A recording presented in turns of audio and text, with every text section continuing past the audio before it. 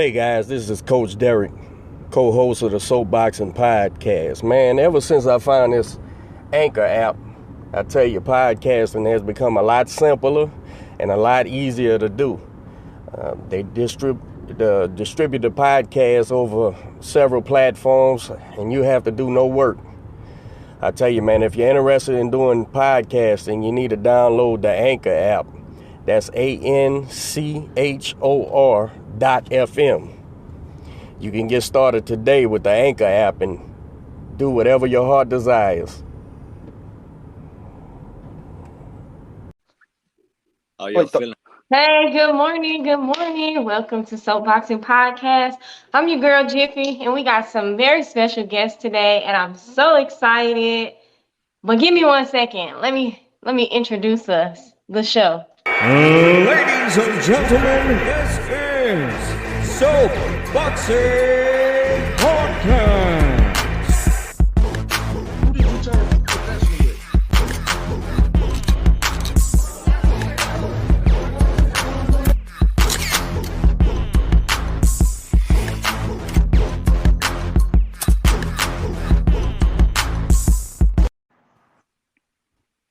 All right. Hey, y'all. What's up? Yeah. What's going on? Everybody introduce themselves. We'll start with, go this way. Wait, this way. You first. All right. My name is Isaac Torres, fighting out of Houston, Texas, Main Street Boxing. What weight you fight at? I'm fighting at 135 this fight, October 6th. All right, cool. How many fights you got? I got 10. I'm 8-1-1. Cool. All right. We can go down. Let's go, Eduardo. Eduardo Garcia, Houston, Texas, born and raised. Fight out of Main Street, 10-0, 9-0, going for 10-0 on Thursday. Yeah. Fight at 142 this fight. So for a title, it'd probably be 140. Okay, cool. And Yeah. I'm from Cuba. 26 old. I'm about to make my pro debut. 145 pounder. So I'm excited. I'm excited. How y'all feeling? How many days we out from the fight? 4. Are you including today or not? Come on now, y'all don't have to get technical. How many days We got are 5 out days. from We the 5 fight? days out. 5 days out. I'm like, dang. Okay, so we counting weight loss days or what? Yeah. Do y'all ever get nervous before a fight, or how's it feel? Anybody can answer. Isaac, come on, Isaac. Y'all just tag. I mean, I always get nervous. I think it's something that everyone should go through. I mean, you turn those nerves into some type of positive energy. But yeah, I would think anyone would get nervous before a fight. I wonder if anybody doesn't get nervous. They say, I've met some people that say that they've like never got nervous. They'll get more nervous in sparring or whatever. I don't know. I don't really buy it, but they say it. I was gonna say, are they winners or? Yeah, I guess now that you mention it, they never had too much fights, right? They maybe had like 2 or 3 amateur fights, 2 or 3 pro fights, and that was it. Yeah. Good point. Or probably don't care that we lose or that could be another thing.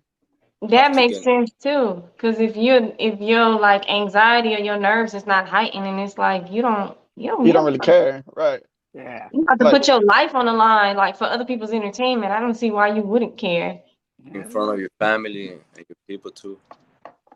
Yeah. After Do you feel like it's a lot of pressure? No. I think it just depends on where you fight at. I mean, like if I fight back at home in the Valley, yeah, there's a lot of pressure on me. I mean, I would think that there would be pressure on Eduardo, knowing that he's the main event and he's fighting in front of his hometown and his people. Yeah, I'd say a little bit. But kind of like what Isaac said earlier, without that little extra stress, I think that's a good thing. Some people fold under it though, so I do think it's something that you gotta get used to. And some people just got it, some people just don't. Some people freeze under certain type of pressures like that. Lazaro, this is your first fight, so how do you feel? I feel a little nervous.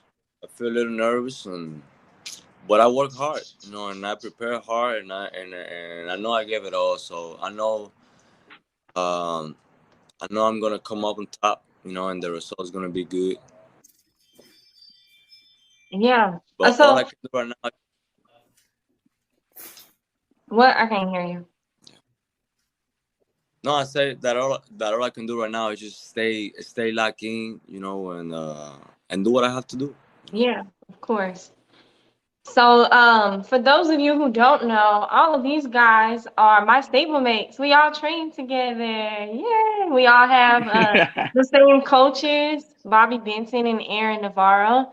And I don't know, would y'all say like that it's kind of like a team feeling at Maine, or is it like every man for himself?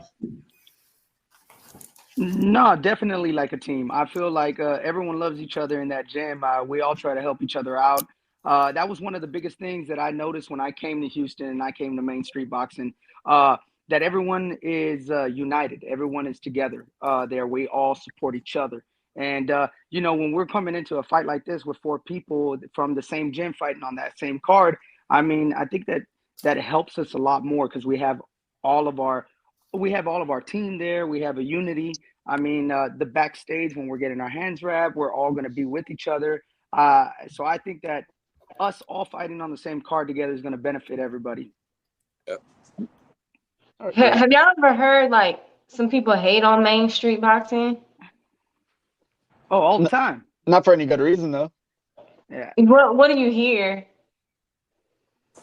I've heard some stuff like, "Oh, you're over there. Like, why are you over there?" They just care about like their champions, which they're Right, talking I've heard about that. Regis and Shock and stuff. You know, like, and I'm just like, hey man, like I go over there because you know Coach Aaron and Bobby have shown me love from the very beginning. So like, I mean, and then plus you got champions at Main Street. I'm not planning on. They're doing something right. You know what I mean? Yeah. They got Right. world champions. They're doing something right. Yeah, and we got Facts. Lincho for support, and we got Hollywood for strength and conditioning. I don't know. I've heard people say like, "Oh, Main Street is just like a hype gym. It's just like a social media gym." And I'm like, okay. A lot of people ask me why I'm there too, especially since I've had like some losses. But I'm like, I'm not leaving. I'm sorry. Yeah. I don't even think we'd be a good It's a social team media gym. environment. I didn't think our gym was very social media-esque Yeah. or You whatever. can see a lot of people pull out their phones and stuff. I mean, we Right. have cameramen there sometimes, but it's like if we promoting a fight or something. Right. It's not like to show like guys bullshitting around or whatever. It's just what we do. Yeah. Lencho is or promotion or marketing. Oh yeah. Look, sometimes I'm like really excited that he asked to take pictures because I rarely like have the opportunity to take pictures because I'm Yeah. training. So like I'm grateful, you know, when somebody's like, "Oh, let me get a picture or a video," or like if I have Val, you know, from Ringside Views come. But other than that, like I probably won't get anything, you know, because Bobby's the Same. main one who was like, "Man, put that shit down, like focus." Yeah. And No everybody shit. their own stuff. So it's like nobody got time to, you know. Right. Yeah. But Yeah, I feel the same way, man.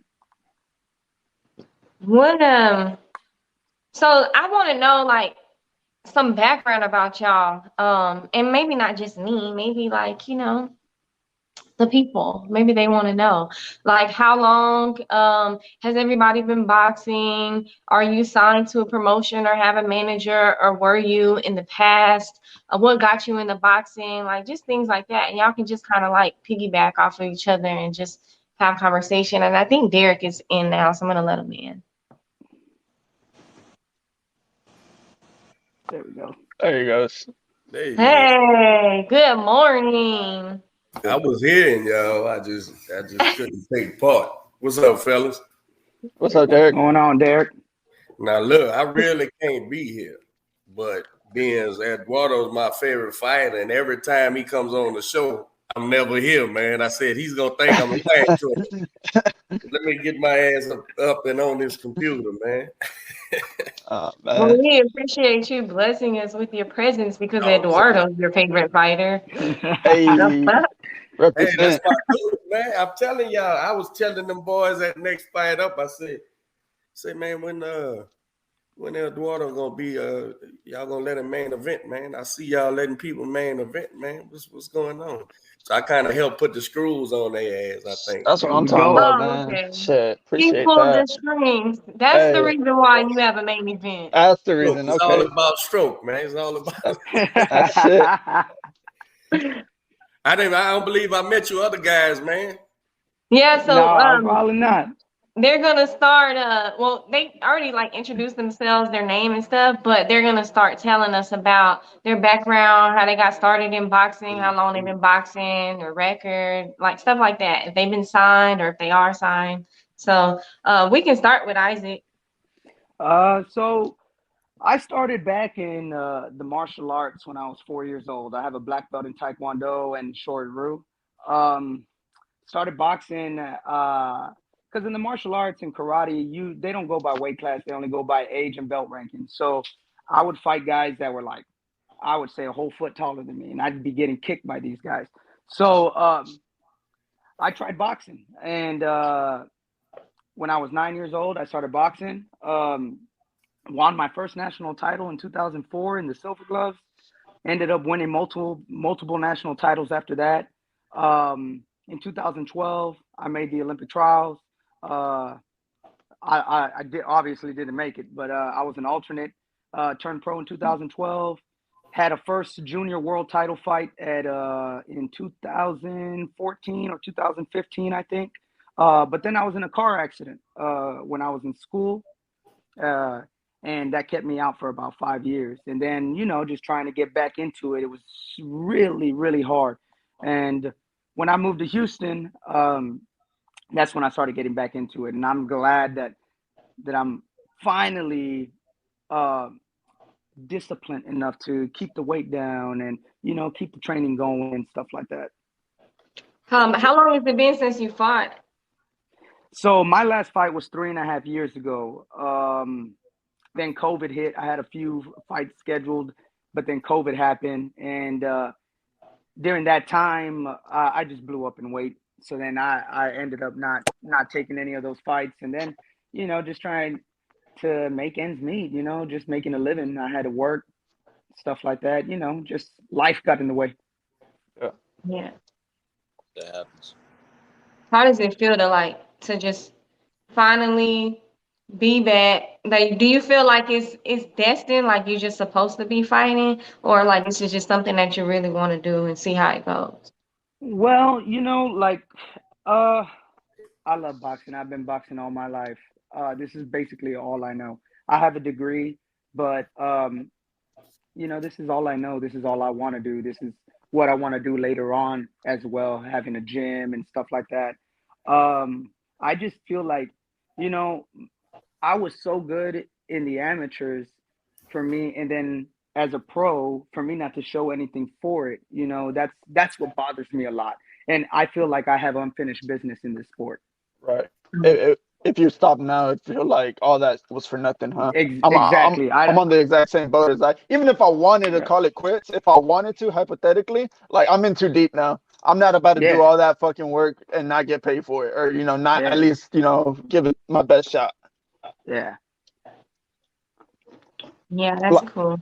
Like Isaac, I'm 16, 17 years deep or coming up on. So, Exactly. I mean, I've been doing this shit since I was 9, back in 2007-ish.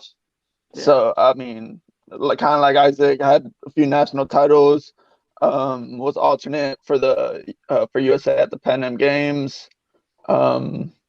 I was number 2 at the USA Nationals once in 2015. Went pro shortly after that. Did you when did you get signed to Next Fight Up? Ooh, it was pretty recent because I had my first few fights on Lou's show, Severese, and then I didn't get signed with Next Fight Up till I want to say it was right before COVID. I took a couple years off, like a year and a half or whatever. My first year, I had quite a few fights scheduled, and then everyone in here knows how the usual boxing shit works. How you're getting ready for a fight, and then 2 days before, opponent pulled out. Oh, he didn't have physicals. He's not making weight. So that happened to me like 3-4 times in a row, like back to back to back. And every time I was already cutting the weight, showing up, all that. And then, so I was like, you know what? Fuck this. I'm going to go finish school real quick, and we'll see what happens. So I took that year off, finished school, graduated from U of H. And then, so I came back, and like for 2-3 weeks, I came back, and then boom, COVID happened. And I was like, well, shit. So that pretty much shut everything down for another year. And then at some point in there was whenever Next Fight Up reached out to me when I started getting back in training and shit. And that's when I got signed. So I want to say 2019, 2020-ish is when that happened. How has that experience been, like being signed to a promotion? Is it something that you expected, or like how has it been? I mean, not to sound super like egotistical or whatever, but it is something I expected. I mean, considering my amateur background, I feel like I've put in my work or whatever. I felt like, it was much deserved. And I was actually surprised. I know guys like you have the same issue coming out the amateurs. And I thought I personally had a pretty good run in the amateurs. And then whenever I was done and was going pro, there was no one there. I was like, all right, I guess I wasn't shit after all, right? But yeah, like they say, boxing can either make or break somebody, because like either people view you more than what you actually are, or they view you less than what you've actually accomplished. 100%. I agree. Yeah. It's so much relationship based, and it ain't, and not the it's who you know, who you don't know shit. No. Each promoter has its own way of doing things, including confidence, right? So let's say if I got 3 guys, that's my eyes on the sport. Well, if them 3 particular guys don't agree on a guy, you won't get looked at. I don't care if you're a 10-time national champ. I don't care what the fuck you are. Now, Olympic medalist tends to get a shot wherever, but of course, you could have a great amateur resume and you may have won worlds or something, Pan Ams or whatever. But if those particular guys for the promoter don't, you're not on their radar for whatever reason. It could be your ethnicity, it could be your style, it could be where you're from, it could be your trainer, it could be a whole bunch of shit, man. So a whole bunch of shit, yep. So it's frustrating, but it's the learning curve for you guys, for the young fighters. Is like, because it's easy to say, yeah, I hear that shit, but I'm a good fighter, you know what I'm saying? But nobody ain't saying it. Well, that learning curve is that they can be looking at you going, this fucking dude could fight. But if you don't fit the mold of that particular promoter, right? You're right. Yeah. Look how Top Rank will get a guy. If you lose in your first 10 fights, you're done. Yeah. Damn right about that, man. That's what happened. That's what happened with me and Golden Boy. It's their way of doing things. And then look, now all of a sudden PBC is the pick up the Top Rank guys if they lose. You know what I'm saying? Like they willing to do it because the way they build a fighter is the way they build a fighter. So and with young promotions like Forrest and them in particular, they're in the building phase of relationship building. You know what I'm saying? Getting there, building this relationship, say with the UFC Fight Pass people, right? The Roy Jones people. Okay. Mm-hmm. So I'm sure I'm not speaking for them because I'm not Next Fight Up, but I'm sure they get a little budget from them on the TV show. You know what I'm saying? They help them pay for shit. Right. But in the end, though, think of it this way. Forrest and them boys, Joe and all them, they still looking for their world champion too, though. So once they get their world champion, right? Okay, now we have a path. Now we know to do this with the next guy. You see what I'm saying? So you Mhm. take Eduardo or Quentin or Erickson and or any of these, Eugene, any of them. If one of you guys make it over the hump, right, and get into the money, say if y'all get into a Regis position for them, well, now they have their own path. And guess what's going to happen? They're going to trust the guys who told them, man, this About is the these guy. guys. You need to keep pushing this guy, because then they'll say, you know, I trust me, but it's better to trust us. You know, if we have a team, let's say us 5 in this video here. If we go, man, you seen this new kid, Willie Lump Lump. And Eduardo goes, yeah, coach, he's the truth, man. I used to fight with this motherfucker. And my man Isaac says, yeah, bro, I like what I'm seeing with it. Well, now us 5 go, all right, let's put the chips on this guy. You see what I'm saying? And let's see what happens. But it's still a commitment from people. You're still trying to get the commitment, people. But guess what? If you're not committed to yourself, even that won't happen. You see what I'm saying? So it's a learning curve, bro, figuring this shit out, man. And that's why you can be the best. You know, there's guys that don't make it, man. There's gold medalists that don't make it, bro. They don't pass 10 right about that. They out of there. You see what I'm saying? Yeah, but absolutely. It's all learning. It's all Do learning. you think there's a lot of people in boxing who I want to say, like, what is the percentage do you think that people are really trying to make it, and those who just want to say I tried it or I do it or I'm a professional boxer?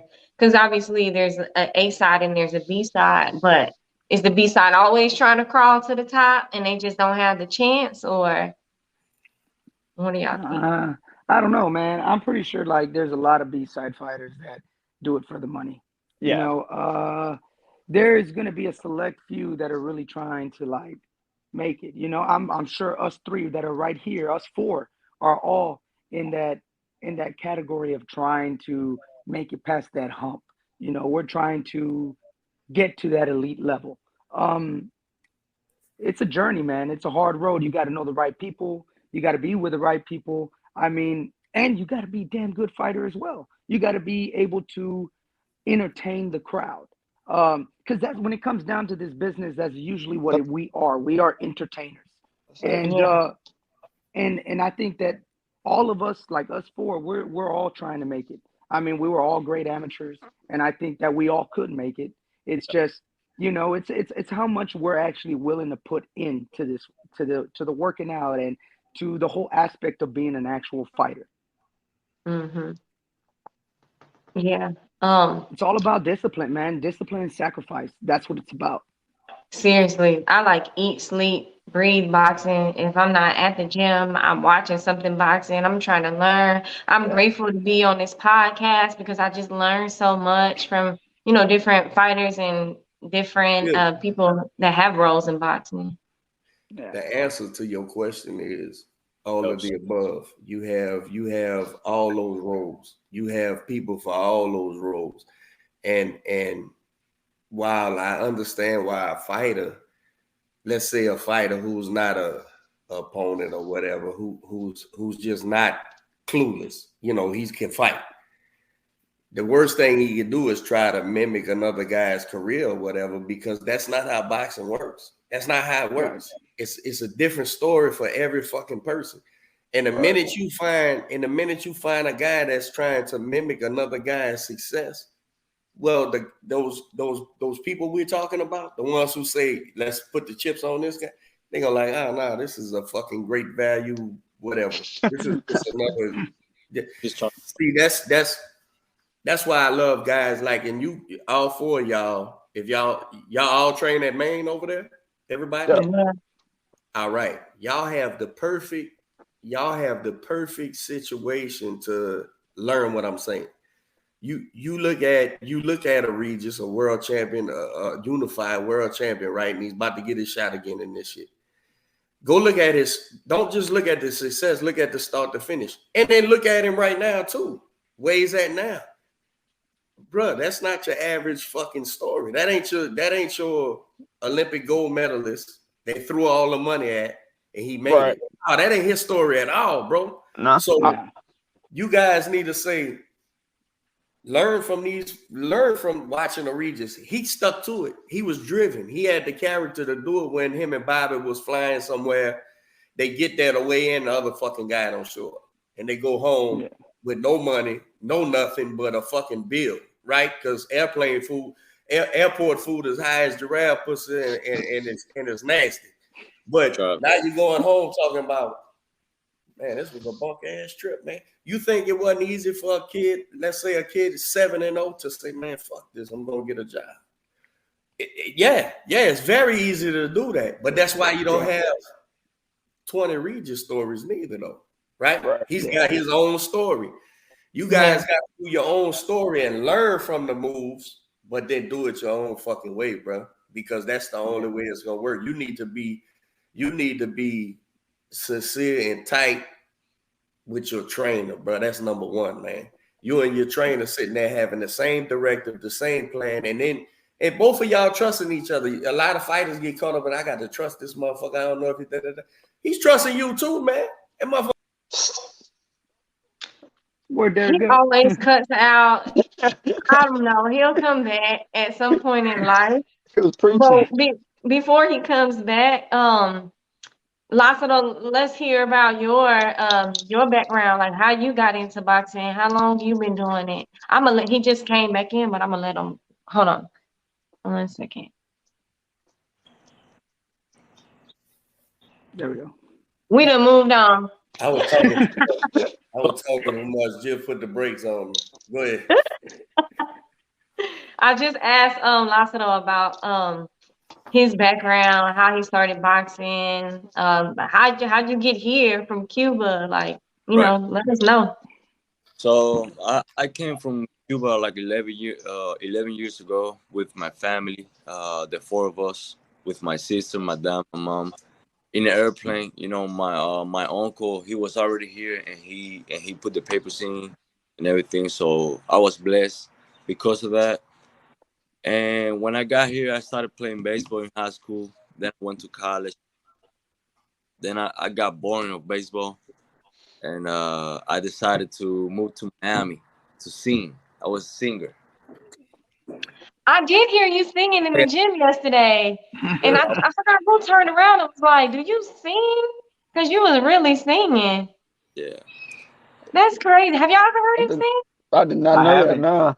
No, I didn't know that either. Singing and dancing, like I'm just like, he is so funny. But you for real? I've seen him play baseball though. Shit, bro, you can play, dog. I've seen you play. Oh, did you play on the softball team at he played with Maine? Yeah, I was like, damn, okay. Yeah, I swoop. Yeah. That's cool. But I was always interested in boxing, and when I was like 17, I bought a heavy bag, and I put it right there. But I didn't start boxing until I went to Miami. I remember that I broke up with my girl, and I was like sad, crying or whatever, and I was driving. And then I looked to the side, and then I looked at the door, it's open, but I'm hearing the bah, bah, bah, bah. I'm like, what's that? Like it sounds, you know, like I knew it had to be like a boxing gym or whatever, but I never been inside of one. So I walk in, and it was a Puerto Rican guy, and he told me, yeah, it's good, it's just $100 a month or whatever. But I couldn't do it because I was living in Miami by myself at that time, and that was too far from my job. So I said, okay, that's cool. So a month later, I found a boxing gym close to my job, to where I used to work at. And then I went over there 5 days, and then I went back to, I came back to Houston and say, fuck music, we're going to just box. Oh, wow. How far were you in music? Like what progress did you make? I used to, I did a couple shows, especially in Miami, you know, because there's a lot of Cuban people and they like reggaeton and whatever. But I didn't like the lifestyle. I didn't like the lifestyle of it's not me. It's okay, not me. That's what made you break up with your girlfriend at the time. Nah, it was something else. But yeah, you know, But you that see made how like me, the stars align, everything happened for a reason. Like if y'all didn't break up, you wouldn't have found out about boxing and you wouldn't be here. yeah. Yeah. Look, I went to a place called Pollo Tropical in Miami. Hmm. A little rice and beans and chicken order, and you know, I was sad, and then I went through a street I never been before. That's how I found the boxing gym or whatever. And it's funny to me because 5 days later, I'm like, what am I doing here? This is what I need to do. So I went to Miami for a year and a half just to become a boxer. I mean, I started boxing and find boxing. Then I came back here, and that's what I do. Well, you guys know that's what I do. That is a good story. Like Yeah, that's That's crazy. yeah, crazy. that's Hey, American as apple pie right there, bro. Play. I'm gonna play. Fuck it. I'm good enough to play baseball in school. Fuck it. I'm gonna play baseball. Nah, I'm gonna sing records. Nah, I'm gonna box. This dude, man, I'm gonna do it all, bro. You're very Yeah, For privileged. real. Just so you know, you're very privileged. Look, so when you came to Houston, where did you start? I started in the boxing gym called GNF Boxing. Okay. Whole They're not story. they're not active anymore, Uh, right? I don't They know. had they have one active fighter, don't they? He pulled out of a fight with me. that's I don't what. know. That's Hey, what Ray. Well, he didn't start there, but Ray was there before he went to like mainland. Yeah, Ray, because Ray and Lazaro have been knowing each other for a minute already before they met at Maine. that's my brother. Yeah, My he was You supposed to be on the show, but he was busy, so sorry. when you Yeah, started, so you had amateur fight. What you did, bro? I had eight amateur fights, and I had 2 losses. My third fight I lost. I used to fight 165, which is too heavy for me. But not Yeah.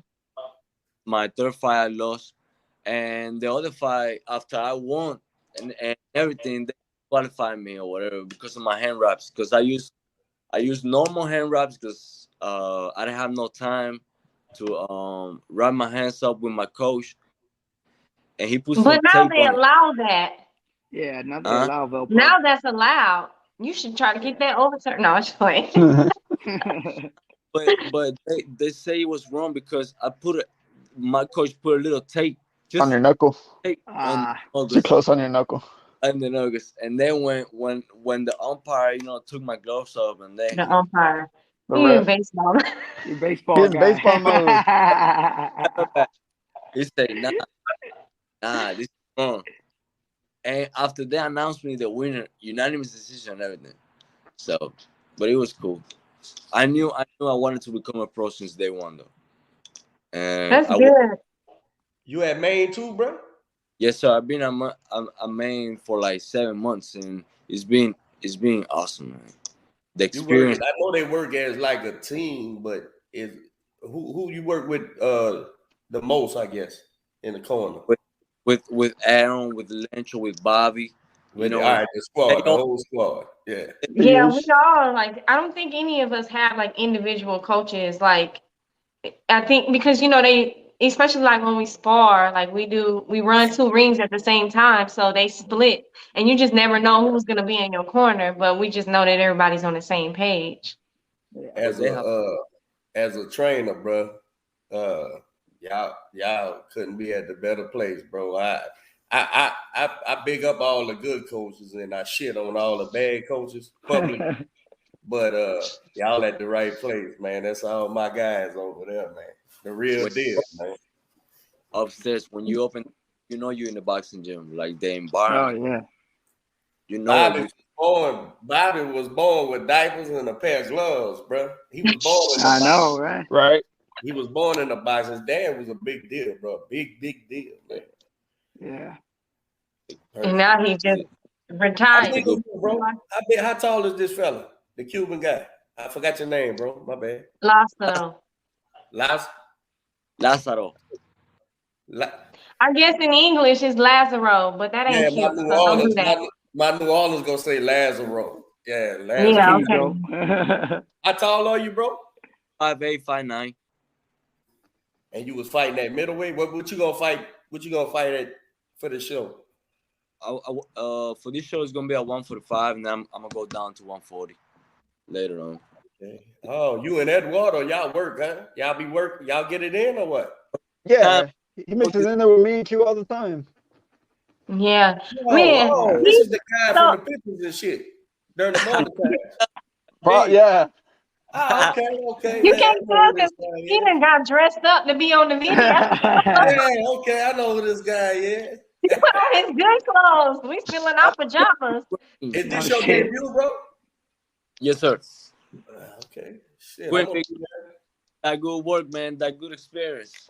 Look, Yeah. so he has like in my opinion, he has like a Mexican style. And because at first I was like, he don't fight like a Cuban, but then he started to get more comfortable, and he's starting to use like his footwork and his body movement more. And I'm like, okay, there it goes. Like he's starting to come into his own. But Lazaro is like, I mean, pressure. You told me I've about this never guy. He can seen. punch, huh?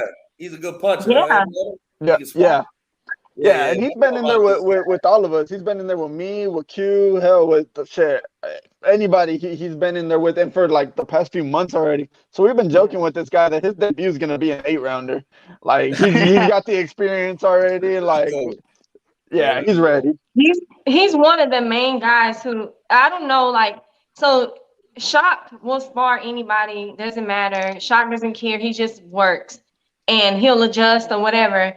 A lot of people don't want to get in there with Shock if they, it's like, man, I don't feel like dealing with Shock today. Like, it's just, whatever. He don't care. He'll go rounds and rounds and rounds. But maybe he just, I don't know. He's supernatural or something. Fast tracking, man. Yeah, this motherfucker did everything already. Yeah. I ain't gonna bullshit with this boxer. Let's go. Yeah. All right. I left it all, and it's the best thing I have done in my life because it have changed me so much as a person. Because when I used to do music, I was so concentrated because I didn't like the lifestyle, like the clubs and the stuff you got to do for people and these and the dreams. Dirty business too, man. Dirty business too. But I said, man, when I found boxing, I say, man, I can go to bed early if I need to. I can eat right. I can do all, like I actually like those stuff. That's like it doesn't come hard to me. Like it comes natural. So I guess I found what I like my path or whatever. So That's cool. I really like your story. And like we all train together, but I don't know how much, like we don't talk a lot in the gym just because like we working. Like all y'all probably know from me is I be cussing everybody out and I'll be like, mind your motherfucking business, leave me alone. They have an attitude for no fucking reason. no, at all. Jiff told me I'm one a different time. person. Jiff told me one time something. Man, Lencho was kind of mean. I said Lencho was mean. And then she's like, yeah, man, he's mean. I said, she don't know. She's probably the root of that shit, bro. Being For mean, real. snapping on somebody, bro. Cause You're the problem. Shit. Lencho is about the goodest dude Hell nah. on planet Earth, man. He's about as easy to get along with as they come, man. Shoot, that's Lencho's personality. Yeah, I was let's gonna something say, else. y'all, who is that, Dad? Yeah, that's my dad. Look at her. Hey, how are you? Isaac, who you work with, Lencho bro? gives everybody shit. Like you probably ain't seen like the part of him, but he he cussing Isaac out. He cussed Isaac out. He does. He goes at me. But that's because I don't let myself, man. I tell Lencho shit back. Hey, it's not in there. He's like, he slapped me the other day, but I was already cutting weight and stuff, and I was like, look, dude, I'm not gonna deal with this shit today, man. I'm going upstairs. Like, who? Slap you? Who? Lencho, man. Lencho slapped me in the back of the head, and I was like, what? And then he looks at me and I go, look, Lynch. I was like, I'm not in Not the mood today. today. Yeah. I'm sorry. I was like, Oh, Lencho be working y'all like that shit? hey, Oh Yeah. man, nah, Lencho a bully. Lencho low He key a is. bully. Yeah, Lencho be on our ass. He tells yeah, me, get down there, women over there, get off the ring. I'm like, yeah. excuse me? This guy, yeah. Well, shit, I stand corrected, man. Lencho been faking with me, man. He been faking with me the whole time, bro. Nah, Damn. Lencho He gotta mean. put on his A game with us because he know we'll run his ass over. I just Yeah, know, no you know what shit. I know about Lencho, man. If Lencho say he gonna do something, bro, that shit's getting done, bro. That's Yeah, that's for if sure. he gonna do something for you, bro, that shit is good. You don't even gotta think about it no more. That shit is done. He's Yeah. got hard Yeah. too. Yeah, He man. That's takes a great everything guy, so man. seriously. I know, like when you sent Q over for the camp, he was counting punches. He was like, write it down, Oh yeah, write it yeah, down. yeah. Yeah, He he was was. on that Oh shit. yeah. I got specific shit I need to know, bro. Look, man, if we gonna work, and that's what I'm saying. Like, I bet you y'all don't be out the ring 2 minutes. Bring phone ring. All right, we did this many. We got this number. He worked out. You know what I'm saying? I'm like, man, I ain't even got to be there for real. You know, I ain't got to be there anyway with Aaron and Bob and everybody. But Lencho was like the inside. You know, it's almost if I'm standing there. You know what I'm saying? Man, that's a great guy, man. That whole squad is good, bro. Y'all couldn't be at a better place, man. To be honest with you, I thought I heard Yeah. one people say. I think before I was on the camera, or maybe I was like. Maine ain't known as a real gem or something. Who said that? Somebody said that? It's a lot of people that hate on Maine. You know, they say that It's a social there's no media real thing. fighters there. That that the coaches never made anybody. They just kind of get them where they are. It's a lot of people who say we're a hype gym, we're Mikey, social media gym. Aaron built Mikey from a kid, a little bitty boy, man. What are you Yeah. talking about? Yeah. Well, some Boy, people, see what I'm saying? See it's what I'm like saying? it's projecting their own insecurities onto us. Right. So Not only that, but they're also speaking on shit they don't even know. Right. Like It's I'm hearsay. sure they're assuming like, oh, they just picked up Regis and boom, world champ. But nah, I Yeah. remember when Regis was fighting on these little club shows, on these, piece of shit little. I was 13 years old seeing him walk with Bob. I didn't know either guy. I mean, I knew Regis a little bit from the amateur days. I didn't know Bob at all. But nah, I mean, shit, they've been there since day one. Yeah. Eduardo, 22 years ago, bro, I got sent here from New Orleans with my cousin, right? He had turned pro and signed with Kingfish, but he had just did that Oscar De La Hoya. Remember Oscar De La Hoya had the reality show before Rocky, like for one season or whatever. We was on that and shit, and they sent us to Houston for a real camp, and they had like Tony Tubbs was training them, but I was training them. They sent me with him. And I was fucking green as grass, like 24 years old. But we came up under the same, we cousins. We came up under his dad, my dad, all that shit. So I'm like, man, I ain't no fucking trainer. He's like, cuz these people don't know what we do, man. I need you to come. So I was here and I met Bobby. We was both, I think me and Bobby was the same age, bro. And that fucking gym, dude, had nothing but champ. I think Evander was still around. Was that House of Pain? This was this was the Maine before Maine burnt down. Y'all heard about that Maine? That's what I'm saying. Wasn't that House of Pain? That's what they called it? I didn't even know they called it that. I think that's the name. Don't quote me on that, but I think that's what it was before it burned down. And so I'm like, oh shit, we got out the city. We came out here and like Houston's like a real live hub, with all these great fighters. Man, Bobby came up under real trainers, real world champions, real bit. You know what I'm saying? I was in a thing one time, and the dude said that he didn't know who I was, and they said, man, Regis. I think it's after Regis lost to in England, right? And I'm sitting there, and they said, yeah, man, they fucking fans, bro. Fans are the worst. We need them, bro, but absolutely, they just fans, bro. They don't know what the fuck they talking about. And this was a media guy, and he was like, yeah, if Prograde don't get him a real trainer, but I'm there. I'm standing there. Yeah. I said, what? What'd you say? He said, yeah, he needs a real trainer. That Bobby Benton. I said, you know who the fuck Bobby Benton is, bro? You know who his dad is? You know what the fuck people he came up under, bro?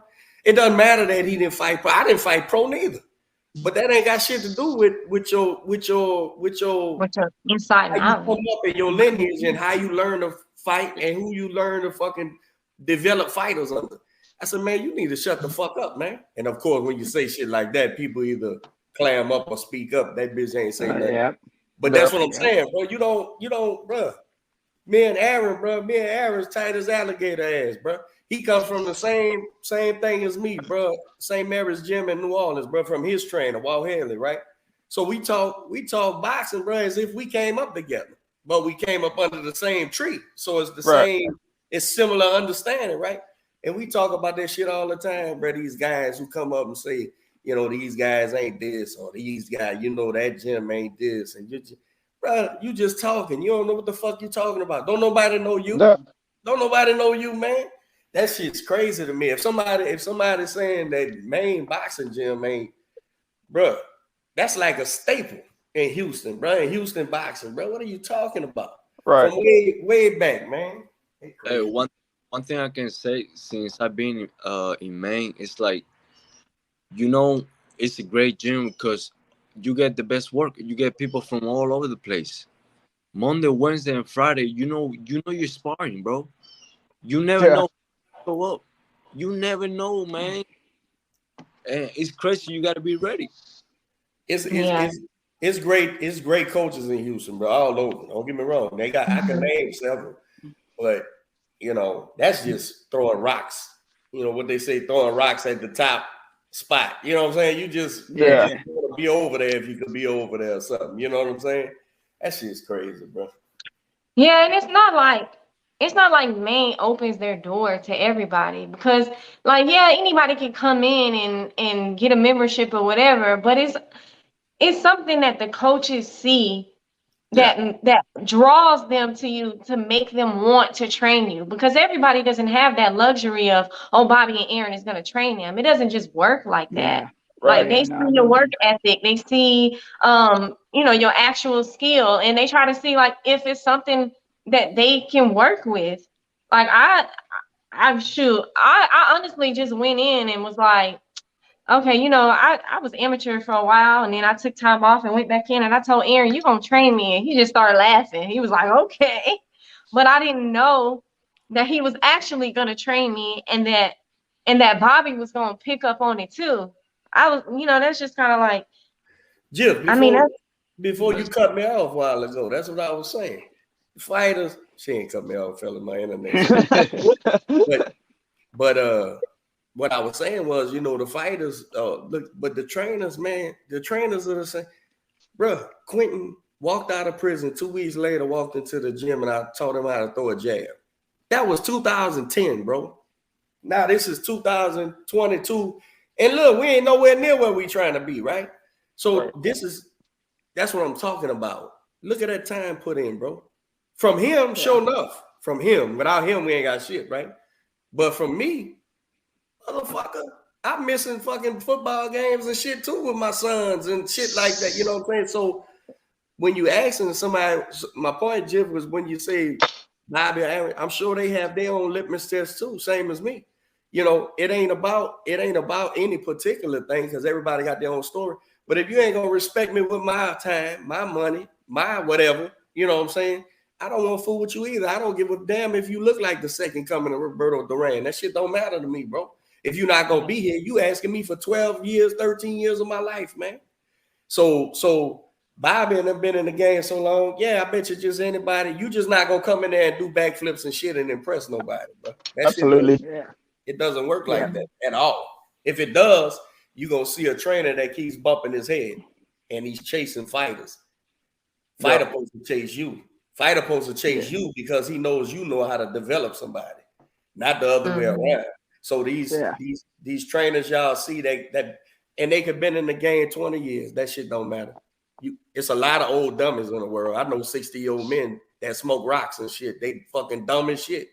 But they'll be chasing fighters, man. If I had this guy. No, man. Learn to make your own. Learn to develop a fighter, man. And then you can have some success. Yeah, y'all in the right spot. And you ain't supposed to just take anybody. That shit don't matter, man. Shit, I remember when Yeah. I first got there. I had again coming back from. I had a good or I thought was a pretty damn solid amateur career. I showed up at Maine. I knew I wasn't gonna be hot shit, right, compared to the guys that they had. But it took me a while. I feel personally to like actually build their, I guess, trust in me or expectations in me. Because I mean, I'm sure off the bat, you get anyone that shows up and they're like, "Oh, who's this guy?" Right? I mean, yeah, he might be decent, but like you said, is he worth 12 years of my life, 13 years of my life? Shit. Yeah. That's a huge So thing, bro. To just you don't just freestyle that shit. Yeah, I'm gonna yeah, just you don't just show up and they start working with you. It just doesn't work like Yeah, that. it I don't don't care work who you that are Yeah. or what you've done. Eduardo, how many sets of 12 we get? You only live what? Right. You know what I'm Exactly. saying? That's all I get. So I ain't Yeah. trying. Yeah. I'm not gonna pick up some bum motherfucker. Like you're gonna make sure you do your homework and make sure he's worth it. Right, 100%. I had a Yeah. kid walk in the gym last week, and I get this every, I get it from pros with winning records, amateurs, parents, all that shit. But they had a kid coming there, he's like 20 years old, right? 6 foot, skinny, perfect build for my boxing. And he goes, man, I got 3 amateur fights. I won them all, training myself, really, working out or whatever. And I said, well, that really don't matter. I said, take this jump rope and go over there in the corner. When I look 25, 30 minutes later, that bitch is still in the corner jumping rope. All right, come on. I got Yeah. you. Let's see where this goes. You see what I'm Yeah. saying? That's because it has little to do with your ability, bro. Right. What the fuck ability can you have with 3 amateur fights? Training yourself. You can't have none, right? Exactly. So let me see if you're gonna work. If you're Or gonna you're at work, least coachable. Shit. yeah, Do you listen? and now we can do the shit. You're doing what I'm asking you. So Right. man, every coach gotta have that shit. I'm telling you, man. I've been at Maine for 3 years, and Bobby just started working with me now. Like when I was getting ready to fight, what's his name? El Gallo. What the hell's his real Yeah. name? Velasquez. Fucking Velasquez, Yeah. that's Velasquez it. or some shit. Yeah, You fought him? bro. No, I was supposed to. He pulled out a week before the fight. The bootleg Ryan. Hey, Manny. Y'all told me 10 o'clock. We did not And think then 10 Jiffy, o'clock. you gave me directions all the way down to the south side. I was in Galveston for an hour waiting for y'all. What's the dang deal, y'all? What's up, Manny? Man, it's good seeing y'all. Look, I want to Welcome jump to the in real show. quick. I want to share a couple things that I heard you guys talking about. I actually been watching y'all all morning, and I'm excited about the show y'all gonna put on. Thank you. My boy, the singer and the baseball player. I was listening to your story and how your girl you broke up with your girl and you were sitting there sad. It made me think about that post that I shared in the group, Derek, when they asked Muhammad Ali. They said, "What part of your training is the more critical part of your training? Is it the sparring? Is it the running, Dodging the girls. Yeah?" And he said it's dodging the girls, being in bed by 9 p.m., being disciplined. Yeah, Sometimes you don't know. Sometimes you don't know what things happen. They happen for a reason, but it's like that in life too. You have to get rid of yourself of all the distractions. Stay focused on what your goals are. And I got to piggyback on what Derek was saying, man. I can't tell you how many times we get on this podcast. We've been doing it I don't know how many years, and anytime we talk about a boxing gym, bro, I'm talking about Maine. Maine is, I always been saying, is like the new mecca of boxing. Houston's the mecca of boxing, and Maine boxing gym is where everyone goes to get good sparring. They come in from all over the country, sometimes the world, and the trainers that y'all have in there, I mean, are second to none. So this nonsense of it was this hype gym or whatever. I wouldn't even know where to begin with that shit. We just don't listen, people want to be in our position, and like we were saying, like you don't just get the luxury of walking in Maine and getting the attention. So and on Monday, Wednesdays, and Fridays, we don't know who's gonna be at the gym. We don't know who we're gonna spar. We just put on our stuff and we just know we're gonna get in there. Yep. Yeah. Shit. Well, I was just in fucking LA not too long ago for the Ruiz Ortiz fight or whatever. I was out there for a couple weeks. getting some training and shit. And I've never been to LA, nothing like that. Who were you, So, were you out there with Regis? Who were you out there with? I thought I saw that. What With camp were you Michael. with? with Miguel. Oh, with Flores. That's right. Yeah, for Yeah. the Flores Mars fight. Yeah. So this is my first time in LA. I've never been out there, but I knew we were gonna go out there and get a little bit of work. But so I didn't really know what to expect. But in my head, I'm thinking, okay, LA, big names, big boxing gyms. You know, this the real deal, right? So that's what I'm thinking. And so I'm showing up to these gyms. I won't name them, but they're solid gyms, right? But I'm expecting to show up and get some solid ass work, like against the real deal. I'm about to get my ass whooped type shit. And then so we start sparring or whatever, see the guys that they got. And then afterwards, I'm just like, all right, so like, what's all the hype about? Like, Yeah. I mean, this shit's, first of all, they got AC. We don't got that shit at Maine. Like, these guys wouldn't fucking survive back home. So they could kiss my ass with that. Like, I could go 12 rounds over there. It's like, feels like 4 over here. And then, but yeah, even afterwards, I talked to Bob. I'm like, so what's all the hype about? He's like, that's it. People think you can just show up to these places and like magically, boom, you're that guy, right? It doesn't work that way. But you know what? I think that goes along with anything in life when we have this perception and we have this vision of our head of what something is, and then once you're in the middle of it, you're like, oh, that's it. This ain't shit. Yeah. Like this, You know. But it goes the other way too. Like y'all train at Maine. So to you, that's your home, that's your gym, it's the standard. That's your family, those are your peers. But what you don't realize is there's people on the outside. They're either gonna love you and admire you and be like, man, they're getting some real training. Or you're gonna have the flip side. You're gonna have them haters. Oh man, they just this and they just that. But they wouldn't step in the fucking ring with nail one of y'all motherfuckers when it comes down to it. Right. Let me tell y'all how I'll walk my kid in any fucking gym in America. I mean, that shit I don't give a fuck. And we develop right here in Houston, bro. This where we work at. But I'm gonna tell you how real y'all trainers is, man. I think it was last year. You know, I was a little bit of ruffian as a kid, so I have passport problems. But I try to smuggle them in my suitcase, but yeah. But I'm gonna tell you, man. So we had this Australian fight was about to happen, right? And I'm like, fuck. I said, so I only trust a few, right?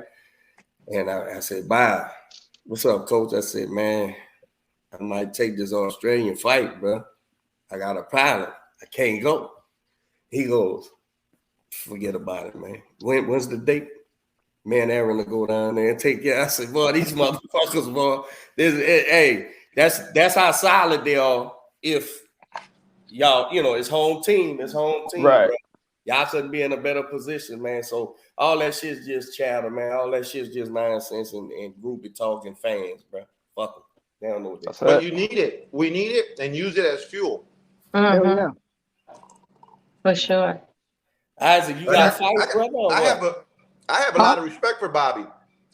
I remember. I don't know if he told you, D, or he told me. I don't remember. But when it comes to the Masters, he's like, yeah, man, he wants to go and fight in these other cities. I'll work with him because he does the Master the tournaments. From that, I was like, you know what? For another trainer to tell that to a boxer, hey, if you want to go to these other cities, and I'll work with you because he knows D can't make it. D's my coach, so he knows he can't make it. He got work or whatever. He can't be taken off. For another trainer to step in, I mean, you can't. That's character. You can't put a price tag on that. You develop that. Right. So that's you guys are lucky. Hell yeah. I was blessed. You got pro fights, Isaac? I didn't hear. Oh, I didn't remember. Yeah. I got 10. I'm 8-1-1. My loss is to Juan Antonio Lopez from Fort Worth. That's when we fought for a WBC Intercontinental title. What you weigh, bro? 135, but I'm trying to get my weight back down to either 122 or 126. I'm gonna fight this fight at 35. Man, that's small. I'm just saying that's a child's weight. Yeah, that's crazy. Who you be working with, Shock and Harrison, or who? So I've worked with Shock. I was helping Miguel out for Abner. And Michael Angeletti, he's been in there this past week. That's who I was working with this past week. Really anybody, man. I just but usually I it be was moving shock. his It was ass. shock. Yeah, he still be moving with me. But usually it was Shock, Miguel, and Michael Angeletti. Jeff, That's you some was big working names with right him, there, Jeff? huh? Huh? Jeff, you was working with him, huh? You wasn't pressing too hard. I already know Yeah, you. no, she wasn't. She wasn't. She was just moving them. She was just Yeah. moving him around, huh? Make him go to the right when he ain't want to. Man, I be Right, catching Yeah, them. I know exactly. she know how to work I that man. caught all three of these guys with some sneaky shots. I thought I saw you in there with Regis the other day. Didn't you post a video? He posted a video of you. Yeah, I spar with everybody. I'm blessed to have the opportunity to get in there and learn some things, because everybody has a different style and I have to learn how to adjust. But like That's not Lazaro, he forced. hits really hard, even though he try not to. Like he's like bone strong. No, People just you have heavy hands. No, he is strong. He tried not to hit me hard, but like it just kind of feel like how like you flick a fly. I like just to go. You got heavy hands. Eduardo's like really fast and annoying. It's just kind of like like leave me alone. And Isaac, like he is a presser. Like man, I just can't stand any of them. But Eduardo, you headlining this fight, huh? You're the main event. Yep, finally, about time. Congratulations, bro. I'm gonna be Appreciate there it, man. supporting you, man. Awesome. Good luck to all of y'all. Y'all all matched up. Y'all know who y'all fight. Yeah. Yeah. Who we fighting, Eduardo? Some cat from Mexico, 11-2 kid. A real fight. Real fight. Oh shit. That's the real Yeah. fight right there. Yep. The last guy was like 11-1 or 11-2, also something like that. Right. What you weighing for the fight? 42. Oh shit, bro. We coming down where we supposed to be. Finally, yeah, slowly but surely. Shit, the last one was 44. This one's 42. Yeah, man. Don't make me make 40 until I need to, but yeah, I wouldn't force that until you gotta stay there steady anyway, Yeah. Shit, if he really paid me good, I'll make 35. Shit. Yeah, I know that's right. So everybody, so what's the lineup? Is there You got Ray Talib, you got Ray, you have Ephraim. Bowie? Yeah, Bowie, Ray. These two guys. Girls on the show, no? huh? Any girls on the show? No. No, they Okay. didn't know. They've been pretty consistent, at least putting one woman fight on there. Yeah. Consistently, man. And you said you was goddamn, Derek. Don't tell me. Lazaro, you what's your record again? You say yeah, He's making his debut. Debut. Okay. You know who you fighting? Who you fighting? I'm fighting a guy that I think he got like 8 fights. He 2-6, I believe. What's his name? Is he local? He's a local guy, or you don't know? It's like Chauncey something. That record sounds familiar, huh? Right. Yeah, it's all about coaching them up. What's your who you fighting, Isaac? It's gonna be. I'm fighting some dude from Mexico. Roberto or something. Yeah, this fight basically is like a get my feet wet type of fight again. Comeback fight. Yeah, comeback. He's like 2-4-1 or something like that. We I fought couldn't believe the comeback. We fought some dude from Mexico. That shit was rough, man. Yeah, they man. all are. I mean, those guys come to fucking fight. They come to fight. Hell yeah. You never know what you get, man. Yeah, exactly. Are you? They were having problems trying to get me an opponent, man. I mean, there was like 5 dudes that said no, and then this guy, the guy that I'm actually fighting this week, I was scheduled to fight him in December back at home in the Valley. But I guess Joe made a call to his guy, and they're like, "Hey, bro, like, we've been trying to get him a fight for the longest time," and I guess they were like, "Yeah, fuck it, we'll take it for next week."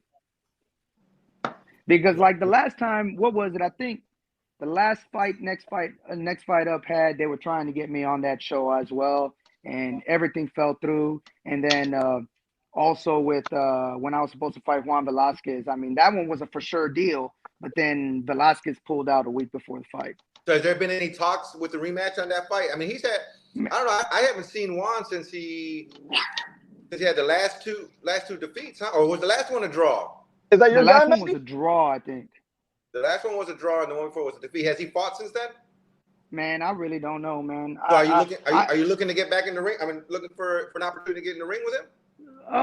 So I mean, he's a 35-pounder. I'm trying to come back down to 26. I okay. mean, I would love to fight him, man. Shoot, that bring up my social media following, beating his ass. But man, honestly, I think he found out, like, or some of his trainers or whoever, they probably found out who I was, because they probably did a deep dive, just like Coach Aaron said. He was like, they probably did a deep dive on you, man, and they said, fuck it. Because they said something about him having a concussion or something like that. That's why he pulled out of the fight.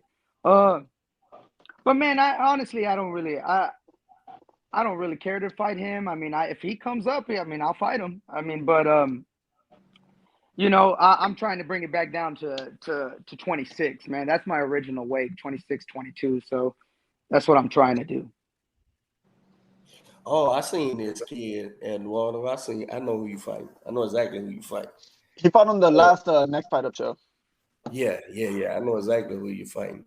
That you signed, Isaac. You signed, y'all boys signed to the promotion yet, or y'all just on the card? Nah, I'm just on the card. Yeah. You two. And who's your manager, Isaac? I don't have a manager. You don't have a manager? Nah, Coach Aaron and Bobby do everything for me. Nice. Same with you, Lazaro. Same with you. Yes, sir. Hey, Manny. I got it. Q been spying this guy here. Wrong guy. That guy.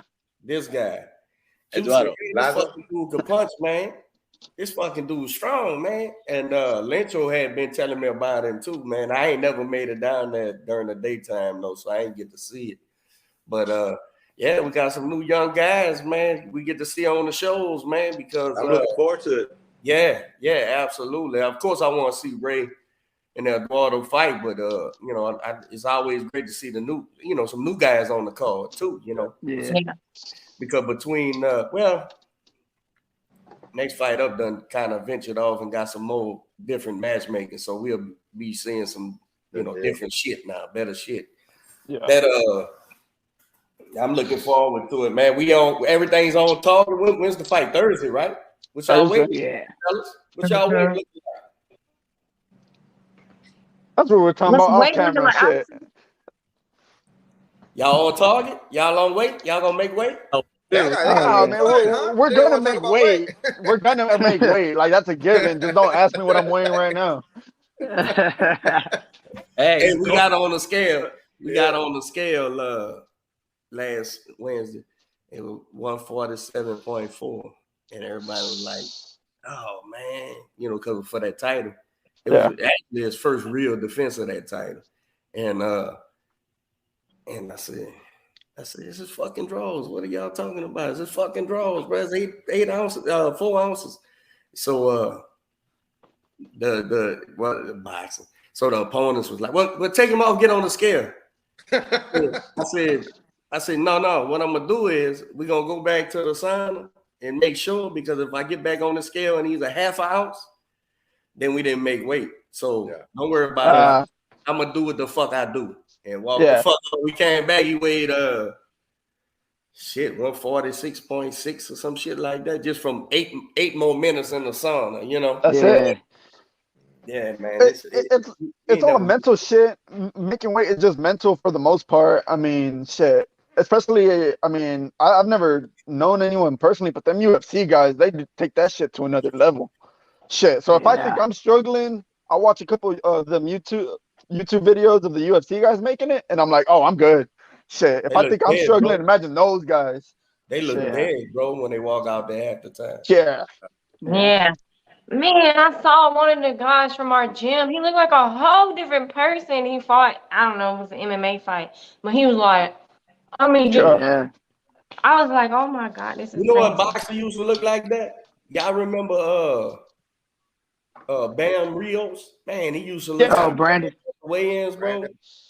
Yeah, Well, Brandon. shit. Man, he Well, he used to look fucking. like he was fucking dying, literally dying. Yeah. Well, he would fucking blow up to 200 plus in between Yeah, man. fights. That's gonna take time off your career too, bro. You can't Yeah. keep doing this shit, man. You can't keep doing it. Yeah. Shit. But Like, look, huh?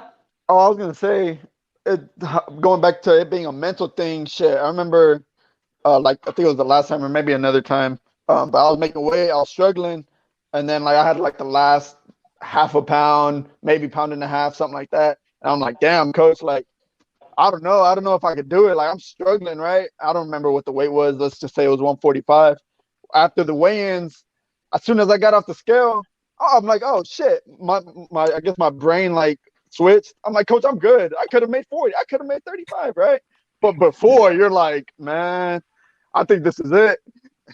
That's the same shit fucking Bobby asked me on, what was it, Thursday, I think? Thursday or Friday. He's like, how much you weigh? I was like, I'm about 37 right now. And he's just like, you still think you can make 26 or 22? Like, fuck, I don't know, man. Yeah. I'm just like, But as soon as you get off the scale on Wednesday, you're gonna be like, oh yeah, I got it. You're gonna be like, man, that's gonna be cake. That's yeah. Eduardo, that's man, that's a developing thing too. Like that's, and you can ask Fresh. Y'all lucky. Y'all got all the hosts on at one time. We ain't been on here in fucking a year together. But you know, even with Fresh and he fights Masters, but he'll tell you one of the first fucking, bro, your mind is not your friend, bro. Quit listening to fucking mind. It's opposite. That shit wants you to quit. That shit wants you to call it early. Your mind's telling you, bro, we fucking dying, bro. You're starving. Bro. Go eat a fucking sandwich. That's the first muscle to give out. That's the first muscle that gives out is your brain. Yes, it'll tell you you're done. It'll tell you you're tired. It'll tell you quit. But that's why Coach D, he's always, and anyone in boxing too, when you watch these fights, I watched something the other day. Oh, what's your one of your favorite fighters, Coach Kelly? How do you say his last name? Pavlik. Kelly Pavlik. When he fought Jermaine Taylor. Right. He was getting beat up, and then at the end, and you hear the commentators say that's that muscle memory kicking in. Your brain doesn't tell you you're tired. It's ready to go home. It's ready to fucking quit. But you want to know discipline your body. Discipline is shutting that shit off. Yeah. Discipline is saying, because the coward, bro, the guy who quits in the ring, is just listening to his brain. Because his brain's telling him he can't take it no more. You can't do it no more. It's too hard. It's too rough. This dude's too much. He's too better than you. A disciplined fighter says, bitch, I caught you. I know what you're doing. Right. Yeah. And he looks, you know, another one of my saying is, I hate a smart fighter, bro. Because a smart fighter, they confuse understanding with they confuse understanding with the ability to do it, right? Because you understand what I'm telling you don't mean you can do it. That's not how it works. You got to build what Fresh said, the muscle memory and shit, right? So I hate an intelligence. I want to train you like you're a fucking retarded kid. I want you to come up and be like, I don't know shit. Tell me what to do. Because if I can get you to do that and be disciplined in that, then when I'm telling you that's just your brain, dude, all three of y'all fighters, especially my man Lazaro, he's about to make his pro debut, right? But he understands. He got a few amateur fights, and Jiff's a pro. Fresh is a amateur fighter. He done had to make weight. Each one of you motherfuckers gonna know what I'm talking about. Each one of y'all done got on that scale at one point. Got off that scale, looked at your opponent, and your brain said, man, look how big this dude is. Right. Oh, yeah. It is. Man, y'all sure he got on the scale? You sure he weighs 140 like I weigh 140? Yeah. All right, goddamn. Here's the thing, though. That's your mind doing its job, which is to ensure that the species lives. So it's telling you, run and hide, motherfucker, and you'll live tomorrow. Right? Seriously. That's back to the caveman shit. Run and hide, motherfucker, because this saber-tooth tiger is gonna eat your ass and we dead. So it's the same thing. So a disciplined guy is gonna say, I'm a lean on my training, on my coaches, on what I've learned, on how I prepared, and turn that noise down and say, yeah, I know what you're doing. Click, like a light switch. Turn that shit off because we did the work. We know what we said. And the truth is that fucking scale said 142, just like mine said 142. Yeah. So guess what? It's fair. It's fair. Yeah. Let's go. Steve, when was the last time your scale said 142, bro? It's in fourth grade. You. I'm down 28 pounds. I don't know what y'all talking about. That's what's up. Bro. I was 268 2 months ago. Nice. But I think I'm gonna cut it off about 2:30, man. I don't want to. Some people try to get sexy for you don't want it. That's what you I'm don't want to disappear. Save some ladies for the rest of us. Shit. Yeah, man. But seriously, your mind will do that shit, and your mind will tell you, like, if you convince yourself this was gonna be a rough fight, right? Yeah. And say you catch a motherfucker on the elbow with your fist, or a motherfucker catch you in the bicep, frog your bicep or something. All of a sudden your mind say, man, look, we can't fight like this. We don't got our own. It's looking for an out. Yeah. That's your mind. And you ain't gonna hear you gonna think that's you, but it's your mind telling you, man, there's some shit over here. We need to go this way. This shit is rough over here. But that's why you train. That's why you fucking get prepared. I'm sorry for interrupting. We trying to make weight, and look at this. And don't surround yourself around that negativity, man. You don't need that toxicity in your life. Shit, my family I gotta cut out real quick. Eduardo, it was good seeing you on the show. My guys, when you guys get your win, come back on the show, man. We'd love to have you back. I gotta get to church. D, Jiffy, love y'all. I'll catch up with y'all soon, man. Hey, bro, all take right, it easy. See you on Thursday. Take me off, Jiffy, please. All right. Wait. Okay. How do I do that? All right. Can you do it or no? Just cancel him. My phone. I'm canceled. He's canceled. Oh, got it. There you go. I didn't do that. He did that. Oh. So, before we wrap up, because we've been on for quite a while, I want to ask y'all some questions, like the this or that game. It's not boxing related. I'm probably do like 10 of them, okay? Netflix or YouTube? Netflix. YouTube. Cardio or weights? Cardio. None of y'all lift weights? Barely. Push-ups. Cake or pie? Oh shit! Both, cheesecake. Man. I'll take both. Cheesecake, 100%. Cheesecake. Yeah. Anything cheese.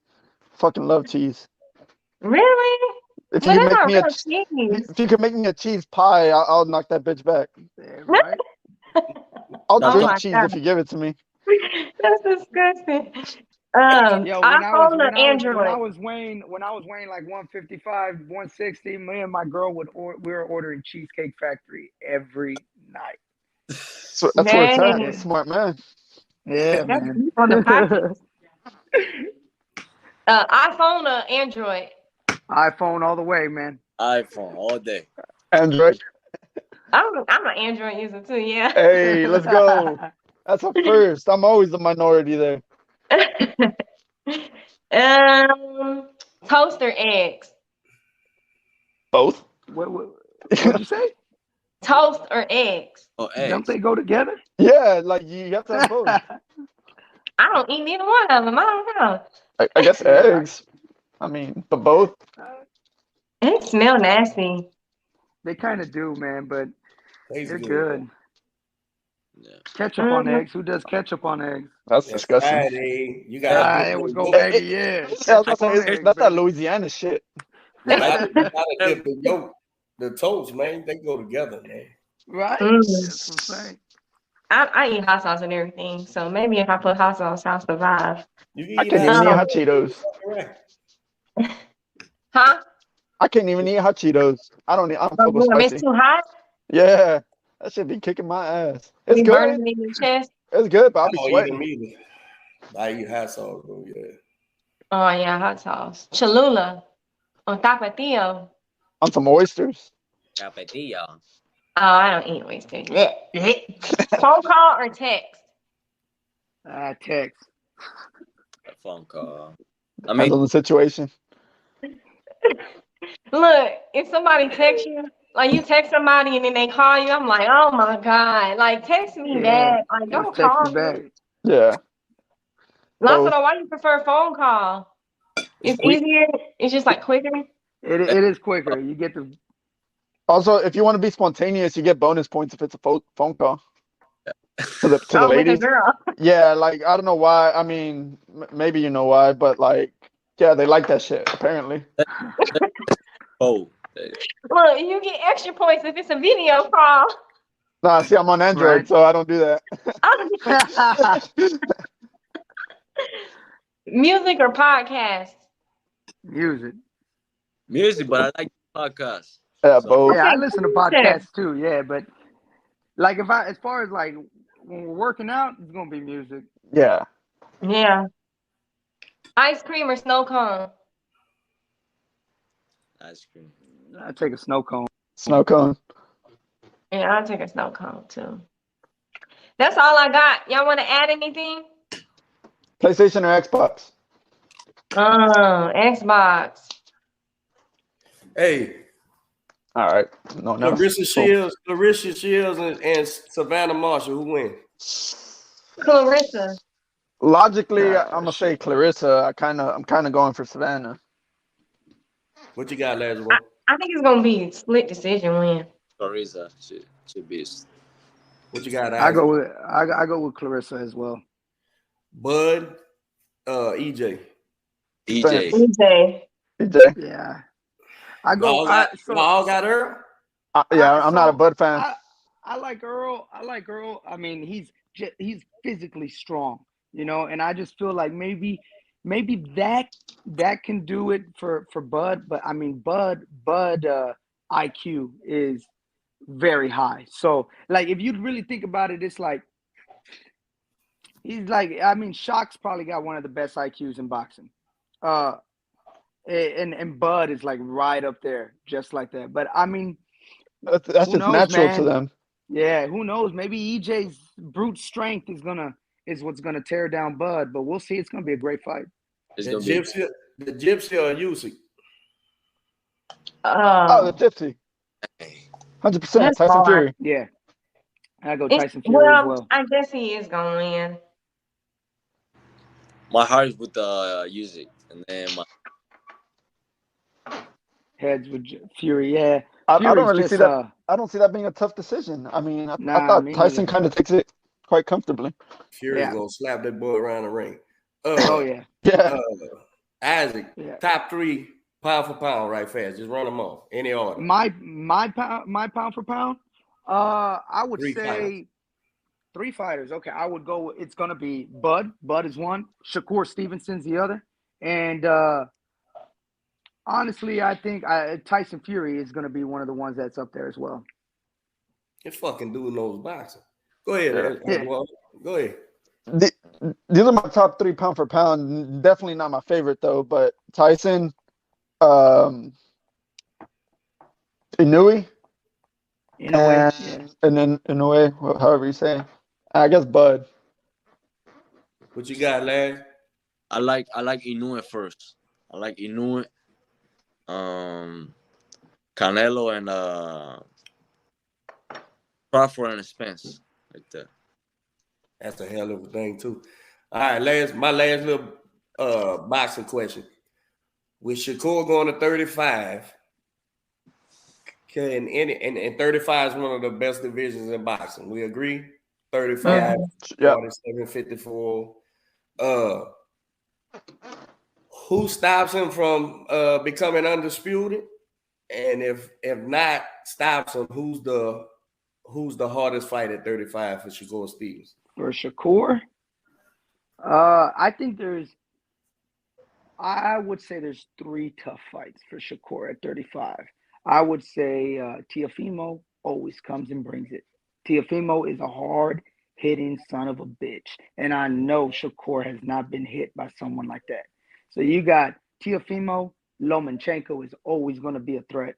Lomachenko is one of the best out there. And Gervonta, man. Gervonta, I don't care what anyone says about Gervonta, man. Gervonta, he's a smart fighter. Everyone was talking about how, Rolly was beating his ass. Nah, man. He was figuring Rolly out to catch that right shot. And he did it, man. It was lights out for Rolly, man. It was real quick.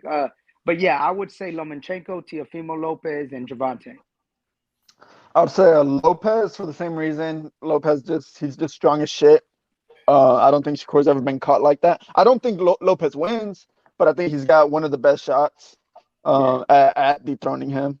I wish Lomachenko I could put on that list because he's my favorite fighter, but I don't think. I think unfortunately he's just a little too small for 35. It showed when he fought Tio. He's just naturally just a little too small for that weight. I was gonna say Gervonta too, although I do think it's an easy fight for Shakur for the most part. It's just dangerous because if he gets caught, then that's it. Yeah. But I don't think he'll get caught though. So I think Gervonta was getting outboxed by Barrios and even Leo Santa Cruz. He was losing. I thought he was down on both of those cards until he landed that big shot. See, and that's the thing with Gervonta. It's not that he's brutally strong like the way EJ is. It's that explosive power that he's got. It's that one shot, bam. Shakur's too smart though. Shakur won't. Yeah. He's so that's why I don't think it'll happen. Tank's just undersized, bro. That's all. He is hard enough to beat those guys. Right. He's just too small to where he's got to play it small. Like Rolly wasn't winning nothing, of course, and you're like, well, what the fuck is he waiting on? Well, it was the size, and so Tank was playing it smart and waiting for him to walk into a shot. Yeah, walk into a shot. Yeah, and I think that's his biggest deal at 35, which is why the Tank Loma fight is so good if they fight each other, because now you're taking away the big part of that fight. You know what I'm saying? But Baz, what you got, bro? Who's the toughest for Shakur? Man, I think it's gonna be real hard to beat him. I mean, guy looks big and strong. You know, on his last fight, he looks so strong. He looked like he weighed like pounds. But I think Lomachenko can be a hard fight for him because Teofimo is moving up to 140, I think. Yeah, I was gonna say Teofimo can't make weight no more. Who you think gives him a problem? Why nobody saying Devin Haney? Is he not he don't have a chance. That's probably gonna be like a boring fight though. Hell yeah. Listen, man. I had to give Devin Haney his credit finally because he won the fucking undisputed title, and he's the man. He's the man. You can't get around him. He's got the straps. No doubt. Yeah. But ability-wise, that fight is gonna have to happen. Ability-wise, though, he's so fucking below them guys, man. It's fucking like years. And I think about it, and I say if Kambosos fights Teofimo again, Kambosos does not beat Teofimo. No, he doesn't. So either. I wish he would. I'm a T.O. Mark, bro. I love that kid, man, and it ain't that he's flawless or nothing, but he gets up for fights. He knocks people's dick in the dirt, and I'm a huge T.O. fan. And looking back, and I didn't pick Kambosos to beat him, and he did, and he beat him thoroughly too. It wasn't no guessing, like fucking Kambosos won the fight. But in hindsight, I think it shakes out to where we say, okay, T.O. had a major fucking night off with all the shit that was going with him. And I think we can't discount that, especially looking at what Haney was able to accomplish against Kambosos, and really by not really doing nothing. Just jabbing him. Chunking that. He fought little, but he was too big for Kambosos, and he was just chunking that fucking step jab, and that was too much. Yeah. So when you look at it and go, well, how the fuck did he beat Teal? Well, It was a lot of shit to that, man. So I would love to see them fight again. Now that ain't me saying Kambosos can't win a rematch neither, because fundamentally, boxing wise, I lean towards Kambosos over Haney skill wise. But we seen that Haney's size, strength, everything was too much for him. So maybe I just was crediting Kambosos a little too much, right? For his win over Tio, because it wasn't even close. It wasn't even a fight with Haney over there. It wasn't, man. It was a setup. Shit's crazy, man. Yeah, I don't think nobody stops Shakur, just me personally. Nah, yeah, I don't think so either. I think Tio's a hell of a fight for his punching power and strength. I think Lomachenko's a hell of a fight, because even if he can't physically do something to you, he'll make you work and grind you down. I think Garcia, if he lands a punch, he can knock anybody out. Tank, while he probably can't physically get with Shakur, he's so fucking dynamic a puncher, and you can't let him hit you. So it's competitive all the way through. Oh yeah, all the way. But I think that damn Shakur Stevens is a horse of different color, man. He's a. So it's safe to say that Shakur and Shock may never fight, but no, right? Because they might. Being not anytime soon. Now being a Shock, being a Main Street guy, right? So therefore I root for all y'all, right? And Shock is a special fighter too. So when he vacated, bro, it was like whew, okay, that'll go down. What I'm saying is, because Shock got that number one contender. Not that you want to duck that fight, but it sure did make Shock's path to locking in that what he's at, 26 or 30? I think 30. He's at 30. At 30. Featherweight division. Me, Shakur was the obstacle there. And when Shakur left, it's like, okay, who beat Shock Foster? I don't think nobody beats him, bro. Hell no. I don't think so either. At 30. Nobody's fucking with that kid, bro. Nobody, man. So they'll probably meet, but it'll be later on down the road. Both world champions. You know what I'm saying? Both when it's something on it, you know, some real money, some real prestige, all that type of shit. I can see that. Yeah. But fight. Because Eduardo Ramirez was supposed to fight Shock, but he moved up to 35 to go fight Pitbull. They were like, shit, if I'm going to go get my fucking ass kicked, I'm going to go get paid, you know? Yeah. So, everyone is avoiding him. Bro, because put your manager hat on, right? For what? The fuck am I fighting this dude for? For what? No shit. He's like to make us look regular like a motherfucker, man. Yeah. High risk, low reward, man. Yeah, man. It's you know, my kid, bro, we only got 11 fights. Go look out of them 11 fights, how many undefeated guys we fought, right? And how many real guys who ended. Hell, we fought that Clash's Clay kid when we had 2 fights, and he had 2 fights, and he went on like a six fight prospect ruining run in top rank. It's because why? Because motherfuckers could say what they want, but when they go, well, how the fuck fight Quentin Randall? You ain't gonna pay us. Yeah. We're gonna fucking win. We probably ain't gonna win. We gonna look ordinary than a motherfucker. So it's like, it's harder for them kids, man. Look at Regis, man. Look at Regis. You that's like walking in a Lion's Den with pork chop drawers fucking with that dude, bro. So if they ain't bagging the truck up, fuck, I'm gonna fight that dude for, man. For what? Yeah, to get knocked the fuck out on TV. You can make it mandatory all you want. Fuck them. We gonna go fight somebody in our own promotion, which is why y'all signed them, to give me somebody to fight. Yeah, man. So it's harder. It's harder for these guys, but it's accomplishment. When they get it, they got it. It was real. Look at Regis' path to the title. Look at the people Shock fought. You know, Shock. I think Shock got a loss, right? A loss. A loss and a draw, I think. So, motherfuckers, that be they get out, right? Oh well, motherfucker, you ain't gonna fight him because you gonna lose. That's your problem, and you ain't being forced to fight him. You walking around with a number one contender for fucking 2-3 years. That's proof positive. Nobody don't want to fight you, bro. Yeah, exactly. Nobody don't want to fight you, bro. It's a problem. So, but like we said earlier, bro, each man got his own story, bro. So yeah.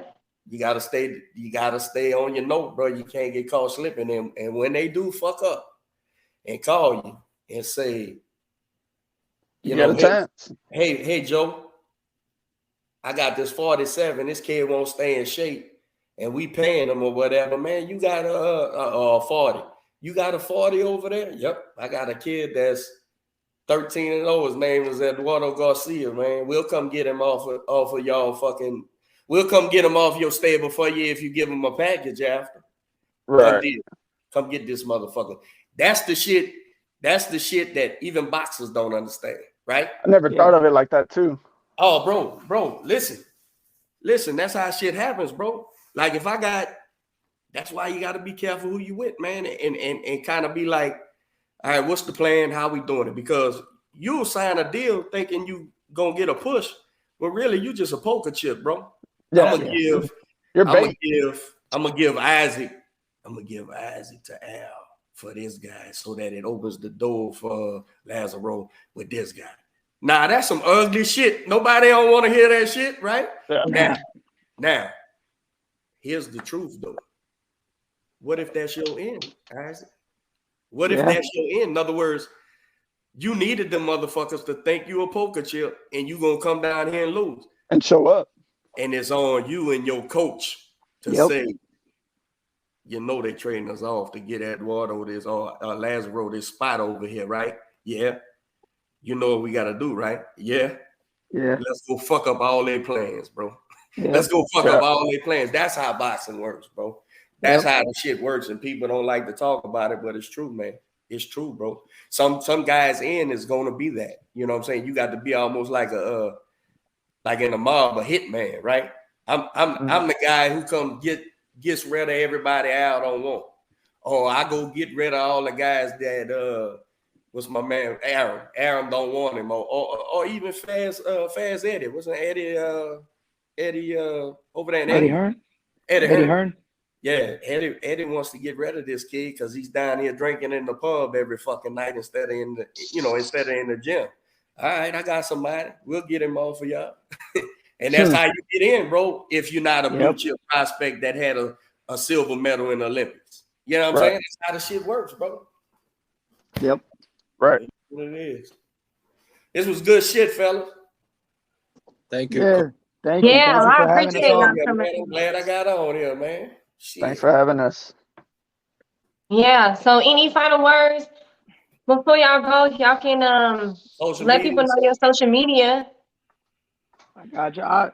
Well, to anyone that is watching on YouTube right now, just make sure that y'all come out October 6th to Next Fight Up at the ULH Event Center. Eduardo, Lazaro, Ray Ali, myself, Bowie, all of us are going to be fighting on that card. Come out and show some support to some Houston talent and be there, man. Well said. I hope to see everybody out there on Thursday. I don't got too much else to say. Got to go back to cutting this weight real quick. So don't hit me up unless you got some good words, because I'm probably gonna be in a bad mood here for the next few days. You're gonna be in your jiffy attitude. Something like that. So don't fuck with me. Lazaro, you got a social media or something, bro? Yeah, my social media is legendary. And I just wanted to thank you guys. I learned a lot, just listening. It's a great experience.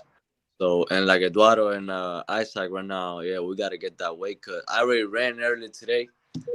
I got to stay disciplined. So, thank you for having me. Yeah, and thank y'all for coming on, while you couldn't wait. I know it's a rough process, but maybe, helps you take your mind off of getting that sauna, 15 minutes, then jump right out and go get in a cold shower, all cold water for like 3 minutes and keep alternating like that. That shit will just fall off, man. Y'all, you know what I'm saying? I don't know about if y'all been cheating with tacos and shit, but if you cutting, that water's gonna sweat off, bro. It's coming off. Man. Why is that, Derek? Why can't you just stay in the sauna for 15 minutes, come out 15 minutes? Why the cold shower? Well, for your mind? Is it for your mind? Is it a mental thing? No, it actually causes your body to perspire more because that cold water, why it's cooling your body, but it ain't gonna cool you so much that it stops the sweat. So it actually, this is I'm gonna tell you who I learned that from. You know them perfecting athlete girls, the ones who fix the food for Shakur Stevens and all them. Yeah. They had hit me off with that because we always did the sauna or the Epsom salt baths. Mm-hmm. We don't fuck with the baths no more at all. We don't fuck with the baths no more. And shit, Quentin ain't put a bag on since fucking 10 amateur fights. So yeah, bro, that alternating, bro, that shit'll drop off on you, bro. I'm telling you. Fuck with I know what I'm doing tomorrow at the gym. Yeah, bro. I'll try. I got to try that too, because I was doing 5 minutes in the steamer, 10 minutes in the sauna, and I was doing like 3 rounds of it. I'd go 5 and be sitting there for like 45 minutes, and I would drop like 4 or 5 pounds. I did that last night. Mine was only 3 though. At the fight last week, the showers wasn't really getting cool enough in Dallas, so we'd be in the sauna, and then that motherfucker go jump in the pool, bro. Boom. And I would just time it for 60 seconds, 1 minute. And then jump back out and go get in the sauna, bro. I'm telling you, it just comes off, bro. It comes off like that. I got to try that.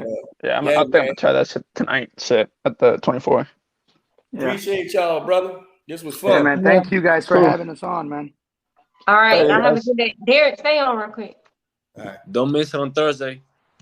Yeah, we're not going to miss it. Oh, I'm going to be there on Wednesday for the media. And yeah. Y'all make sure y'all be there. Bye. Thank you, Jiffy. Later. No problem. Bye. Later.